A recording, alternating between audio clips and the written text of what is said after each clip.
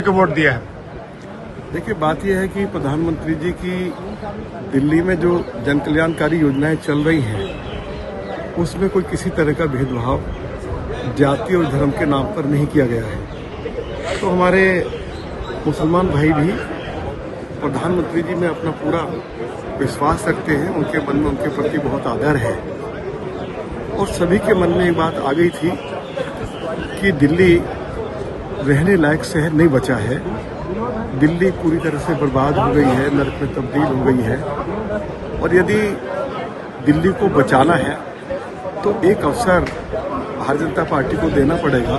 और यदि एक अवसर भारतीय जनता पार्टी को दिया जा रहा है तो उसका मतलब ये है कि देश के प्रधानमंत्री श्री नरेंद्र मोदी पर्सनली फिर दिल्ली को मॉनिटर करेंगे। दिल्ली के लोगों को अनेक तरह की शिकायत है अरविंद केजरीवाल उनकी पार्टी की सरकार से, लोगों को पीने का पानी नहीं मिलना, दिल्ली दुनिया की सबसे ज़्यादा प्रदूषित राजधानी बन गई, दिल्ली लोग छोड़ कर जाने लगे, दिल्ली का जो सीवरेज सिस्टम है पूरी तरह से चौक हो गया, थोड़ी सी बरसात होती है तो दिल्ली डूब जाती है, दिल्ली का ट्रांसपोर्ट सिस्टम पूरी तरह से बर्बाद हो गया। एक नई डीटीसी की बस अरविंद केजरीवाल की पार्टी की सरकार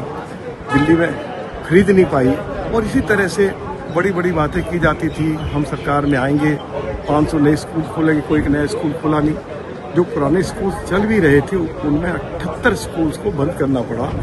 ये बात भी कही गई कि हम 5 साल में कम से कम दिल्ली के लोगों को 25 कॉलेज देंगे, एक भी कॉलेज दे नहीं पाए। जो कॉलेजेस पहले से खुले हुए थे 12 कॉलेजेस ऐसे थे दिल्ली में जो fully funded by Delhi government थे, अब उसका जो टीचिंग और नॉन टीचिंग स्टाफ था उसको सैलरी नहीं मिल पा रही थी। दिल्ली के अंदर लगभग 5.5 लाख हमारे टेम्परेरी वर्कर्स हैं, उसमें कोई हिंदू अकेले हिंदू तो नहीं है, हिंदू भी है, मुसलमान भी है, सिख भी है, ईसाई भी है। अब अरविंद केजरीवाल निरंतर कहते रहे कि हमारी सरकार जैसी आएगी हम उनको रेगुलराइज करेंगे, रेगुलराइज किसी को किया नहीं बल्कि सरकारी नौकरी से उनको निकाला गया। तो सभी के मन में इस बात को लेकर भयंकर गुस्सा था कि कॉन्ट्रैक्ट वर्कर्स को वायदा करके रेगुलराइज नहीं किया जा रहा है और दिल्ली को पूरी तरह सलम बना दिया है, दिल्ली को पूरी तरह से नरक में तब्दील कर दिया है और दिल्ली में बदलाव लाइए, दिल्ली में एक अवसर भाजपा को दीजिए।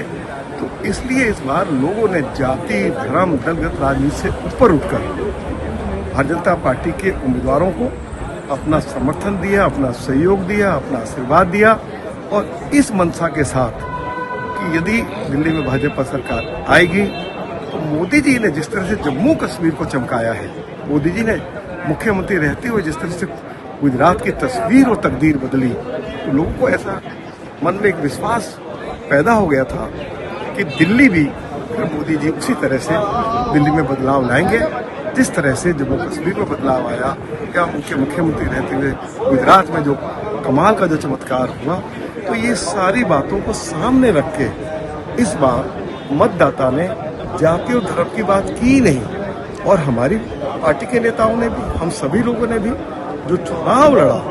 वो अरविंद केजरीवाल की सरकार का जो टोटल फेलियर रहा, हर मोर्चे पर सरकार विफल हो गई और सरकार के ऊपर जो गंभीर भ्रष्टाचार के आरोप सर, क्या लगता है कि जो एग्जिट पोल है वो एग्जैक्ट पोल में तब्दील होगा, वही आप उम्मीद रखते हैं? नहीं, वो बिल्कुल होगा। जो एग्जिट पोल ने कहा है मुझे लगता है उन्होंने फिर भी थोड़ा सा आम आदमी पार्टी का थोड़ा सा मनोबल शायद बहुत ज़्यादा गिर ना जाए, तो जो कुछ उनकी ओर से जानकारी आई है मैं उसमें भी थोड़ा सा सुधार करना चाहता हूँ। उससे कहीं ज़्यादा सीटें भारतीय जनता पार्टी दिल्ली विधानसभा में जीतने जा रही है। 8 तारीख के बाद दिल्ली में भाजपा की सरकार होगी और दिल्ली शहर के लोगों की जो उम्मीद और जो आशा उनको प्रधानमंत्री जी से है,